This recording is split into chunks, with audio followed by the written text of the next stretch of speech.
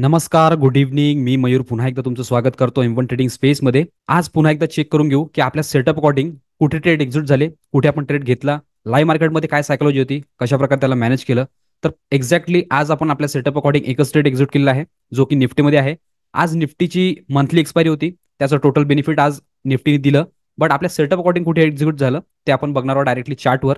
तर डायरेक्टली आता इथे मी निफ्टीचा चार्ट लावून घेतो आणि एक्सप्लेन करतो की एक्झॅक्टली आज निफ्टीने कशा प्रकारे मोमेंटम केली, काय बिहेवियर होतं, काय सायकॉलॉजी होती आणि आपण त्याला कशा प्रकारे मॅनेज केलेलं आहे. तर डायरेक्टली आपण आता इथे चार्ट लावून घेऊन निफ्टीचा. निफ्टी इथे मी लावून घेतलेला आहे. निफ्टीची ओपनिंग टोटली आज फ्लॅट होती. हा जो रेंज होता ह्याच्यामध्ये आणि ओपनिंग दिलेली होती. फर्स्ट कॅन्डल बेरिश होती, डाऊन साईडला आलं थर्ड कॅन्डलमध्ये, बट इथे स्पेस नव्हता. आपण लाईव्ह मध्ये पण डिस्कस करत होतो, क्लिअरली सांगितलेलं होतं जे पण याच्या खाली क्लोजिंग घेतील ते फक्त स्काल्प करतील आणि स्काल्पिंग मध्ये फक्त एवढा स्पेस होता जो की खूप स्मॉल होता. 1:1 पण नव्हता. जे कन्झर्वेटिव्ह प्लेयर आहेत ते इथे ट्रेड घेत नाहीत, जे अग्रेसिव्हली प्ले करतात आणि जो आपला स्काल्पिंगचा रूल आहे त्याला फॉलो करून ट्रेड बुक करतात, तर त्यांचा इथे ट्रेड होता. बट बाकी जेवढे पण कन्झर्वेटिव्ह आहेत त्यांना आपण अवॉइड करायला सांगतो. इथे जेव्हा खाली आला, वर गेला, डॉमिनेट कॅन्डलचा हाय आणि ब्रेक केला, इथे कन्फर्म झालेलं होतं की हा अपसाईडला जाऊ शकतो, कारण की ऑलरेडी ही जी रेंज आहे ही बनलेली होती आणि कालचा जो ट्रेंड होता तो अप ट्रेंडमध्ये होता. लाईव्ह मध्ये आपण एक्सपेक्ट करून राहिलो होतो की हा खाली येईल, 10 कंटिन्यूशनचा साईन देईल, तिथे आपण एक्झिक्यूट करू. इथे पण एक ट्रेड ऍक्टिव्हेट व्हायला पाहिजे होता. जेवढं टार्गेट होतं ते यांनी प्रॉपरली दिलं 1:1 अकॉर्डिंग.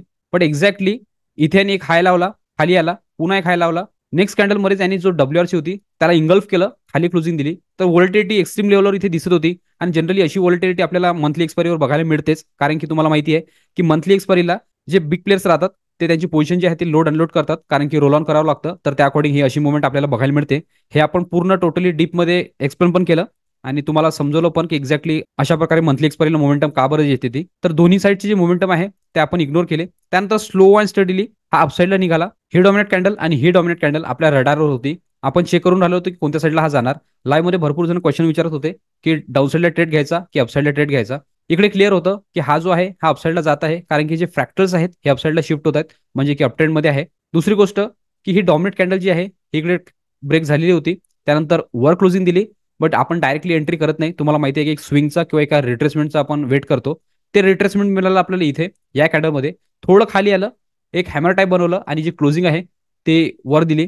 तर याच्या क्लोजिंगवर आम्ही एंट्री घेतली आणि सेम कॅन्डलचा लो आम्ही एसएल लावलेला, कारण की याच्यावर डायरेक्ट जे टार्गेट होतं ते डे हाय होतं आणि याच्यामध्ये इझिली 1:1चं टार्गेट निघत होतं. 1:2 पण आपण इथे कॅल्क्युलेट करू शकलो असतो, कारण की कॅन्डल जी होती ती खूप स्मॉल होती. एकाच कॅन्डलचा एसएल होता. ह्याच्या खाली जर निघाला असता तर मग ही मोठी रेंज आजच्यापुरती बनली असती आणि टोटली निफ्टी आज दिवसभर या रेंजमध्ये फिरत राहिला असता आणि टोटल साईडवेज टू व्होल्टेज झाला असता. तर त्या माइंडसेटने आम्ही इथे ट्रेड एक्झिक्यूट केला. सेम कॅन्डलचा लो आम्ही एसएल लावलेला. थोडा वेळा थांबला, जी मुवमेंटम होती खूप स्लो होती, बट या कॅन्डलमध्ये चांगली मुवमेंटम यांनी दिली आणि चांगली स्पाइक लावली. ऑप्शन प्रीमियम जे आहेत ते पण अपसाईडनी पुश झाले. तर क्लिअरिटी होती की अपसाईडला अजून जाऊ शकतो. ऑल टाइम हायच्या जवळपास ट्रेड करत होता. आणि तुम्हाला मी नेहमी सांगतो की जर आपल्या टार्गेट लेवलच्या वर यांनी जर क्लोजिंग दिली तर वरच्या साईडचे जे टार्गेट आहेत ते ओपन होतात. तर एक्झॅक्टली हे आपलं फर्स्ट टार्गेट होतं, तर याच्या वर यांनी क्लोजिंग दिलेली होती. एक्सपेक्ट करून आलो होतो की इथं वर जाईल, खाली आला, ट्रेड जी आहे ते होल्ड करून ठेवलेली होती. जो एसएल आहे जो की आपला इथे होता तो ट्रेल करून आपण ह्याच्या खाली लावला, कारण की डॉमिनेट कॅन्डल होती. डायरेक्टली जर खाली आला असता जसं की इथे आलेला आहे तर आपल्या इकडे बुक झालं असतं. बट एक्झॅक्टली त्यांनी थोडंसं रिट्रेसमेंट दाखवलं, एक स्विंग क्रिएट केला, एक फ्रॅक्टल पण आणला. इथे एक स्पाइक लावली. इथे जशी स्पाइक लावली तर दिसत होतं की हा वर साईड जाऊ शकतो. बट लगेचच सेलर ऍक्टिव्हेट झाले. पुन्हा डे हायवर खालच्या साईडने पुश केलं. जशी जी इथे शूटिंग स्टार दिसली तर इथे माझ्या टीमनी जे पोझिशन सुरू होती ते बुक केली, कारण की तुम्हाला माहिती आहे की जर याला वर जायचं असतं तर स्लो अँड स्टडीली हा अपसाईडनी क्लोजिंग दिली असती आणि वरच्या साईडने गेला असता. अशा प्रकारचे जे सेंटिमेंट आहे आपण भरपूर वेळा नेहमी आपल्या लाईव्ह मध्ये डिस्कस करतो की का बरं अशा प्रकारे आपण बुक केलं पाहिजे. कारण की जर मार्केट आपल्या फेवरमध्ये नाही जात आहे आणि एका लेवलवर थांबत आहे तर आपण जेवढं मिळतं तेवढं आपण बुक करून घेतो. आणि आपण ही जी सिरीज चालवतोय जे की 30 डे चॅलेंजची आहे, याच्यामध्ये टोटली आपण बाईंगमध्ये ट्रेड घेतोय, कारण की तुम्हाला माहिती आहे की आपल्यासोबत जेवढे पण जुळलेले आहेत ते 95% जे आहेत ते ऑप्शन बाहेर आहेत. तर त्यांना कशा प्रकारे सायकॉलॉजी ठेवावं लागते, कशा प्रकारे टार्गेट ठेवावं लागतात, कशा प्रकारे एंट्री एक्झिट करावं लागते, तर प्रत्येक गोष्ट आपण लाईव्ह मध्ये बघतो आणि त्या अकॉर्डिंग सगळ्या गोष्टी मॅनेज करतो. तेच आपण आज केलं. इकडे जसंच आपल्याला इकडे शूटिंग स्टार दिसली तर आपण इकडे याच्या क्लोजिंगवर ट्रेड एक्झिक्यूट करून घेतला, म्हणजे की बुक करून घेतला, जो की आपण इथे एंट्री केलेली होती. त्यानंतर स्लो अँड स्टडीली हा डाऊन साईडली आला. जे डायरेक्शन होतं ते डाऊन साईडनी दाखवलं, पुन्हा ब्रेक केलं अपसाईडनी. एकदा जर का आपण अपसाईडनी ब्रेक होतो तर मग पुन्हा अपसाईडचं रॅली दाखवलं, तुम्हाला माहिती आहे ते त्यांनी इथे केलं. आता जी निफ्टीची क्लोजिंग आहे ते ऑलमोस्ट डे हायच्या जवळपासच दिलेली आहे. तर इथे तुम्हाला क्लिअर झालेलं असेल चार्टवर की निफ्टीने कशा प्रकारे आपल्याला आधी व्हॉलिटिलिटी दाखवली, आपल्याला डायरेक्ट मोमेंटम दिल्यामुळे ट्रेड आपण घेतलं नाही. Proper setup according psychology according जेव्हा मॅच झालं, जे की ह्या कॅन्डलमध्ये होतं, तर इथे आपण एक्झिक्यूट केला, इथे एस एल लावला, ऑलमोस्ट डे हायपर्यंत त्याला कॅरी केलं आणि या याच्यावर आपण निघून गेलो. ह्याचं रिझन लवकर निघायचं हे पण होतं की ऑलरेडी ही मुवमेंट झालेली होती, व्होलेटिलिटी येऊन आणि पुन्हा पण डाऊन साईडनी मोमेंटम केलेली होती आणि यानंतर जी मोमेंटम होती ही खूप स्लो होती, तर कॉन्फिडन्स येत नव्हता की होल्ड करायचं की काय करायचं. जनरली आपण बाईंगमध्ये तुम्हाला माहिती आहे की मोमेंटम मध्ये ट्रेड करतो, जेवढी फास्ट मोमेंटम राहिली तेवढं मोमेंटम मध्ये जेवढं मिळतं तेवढं बुक करतो. बट ही मोमेंटम इथे स्लो दिसत होती, आपल्या माइंडसेट सोबत मॅच होत नव्हती, त्यामुळे इथे आपण याला बुक केलं. त्यानंतर कोणताही ट्रेड आपण इथे एक्झिक्यूट केलेलं नाही आहे. तुम्हाला माहिती आहे की फर्स्ट ट्रेडमध्ये जर आपलं चांगलं प्रॉफिट आहे तर जनरली आपण सेकंड ट्रेड घेत नाही, फुल कॉन्फिडन्स जोपर्यंत येत नाही तोपर्यंत. जर घेतलाही तर तो फक्त 1/3 क्वांटिटी सोबत असतो, जे की तुम्हाला माहिती आहे की M1 चे काय रूल आहेत आणि आपण प्रॉपरली त्यालाच फॉलो करतो. तर आपण त्यालाच फॉलो करून आज सेकंड ट्रेड घेतलेलं नाही आहे, एकाच ट्रेडवर क्लोज केलं. इथे तुम्हाला चार्टवर मी सांगितलं, एकदा तुम्हाला ऑप्शनच्या प्रीमियम चार्टवर सांगून देतो एक्झॅक्ट कोणत्या लेवलवर एंट्री होती आणि किती पॉईंट दिले आणि आपल्या खिशात किती आले, तर ते पण कॅल्क्युलेट करून दाखवतो. तर इथे मी तुम्हाला 23,900चा कॉल लावलेला आहे, ज्याच्यामध्ये आपली एंट्री झालेली आहे. तर आपण जर कॅल्क्युलेट करू तर या कॅन्डलमध्ये आपली एंट्री झाली या लेवलवर, या लेवलपासनं एक्झॅक्टली या लेवलपासनं तर या लेवलपर्यंत जर आपण कॅल्क्युलेट करू तर 104 पॉईंट आपण गेनमध्ये होतो. बट जेव्हा हा खाली आला तर इथे जेव्हा आपण बुक केलं तर ऑलमोस्ट 60-70 पॉईंटच्या जवळपास, 65-70 पॉईंटच्या जवळपास आपण इथे बुक केलेला आहे. त्यानंतर डाऊन साईडनी चांगलंच मोमेंटम दाखवलं, ऑलमोस्ट डे लो लावण्याचा प्रयत्न केला, पुन्हा रिकव्हरी आली, पुन्हा वर गेला.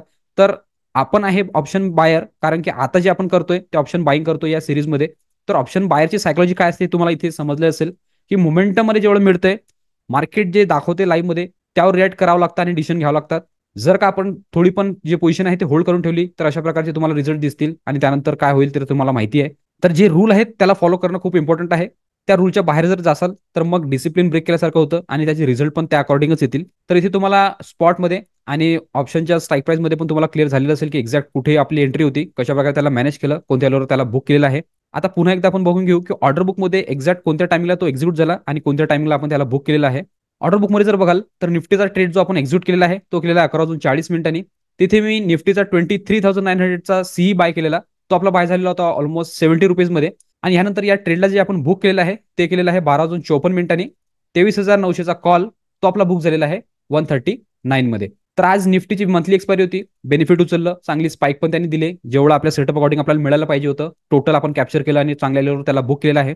होप करतो तुम्ही पण तुमची पोझिशन आज चांगल्या प्रकारे मॅनेज केली असेल आणि प्रॉफिटमध्येच क्लोज करायचं असाल. कारण की किती मार्केट व्होलेटिलिटी दाखव, जर तुम्ही M1चा सेटअप फॉलो करताय तर तुम्हाला ते प्रॉफिटमध्येच क्लोज करणार, हे क्लिअरली आपण डिस्कस करतो लाईव्ह मध्ये पण आणि जे एक्झिक्युशन व्हिडिओ आहे ह्यामध्ये पण.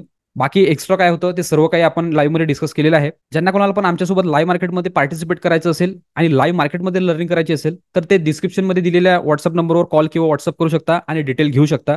दुसऱ्या दिवसापासूनच तुम्ही आमच्यासोबत लाईव्ह मध्ये लर्निंग करू शकता.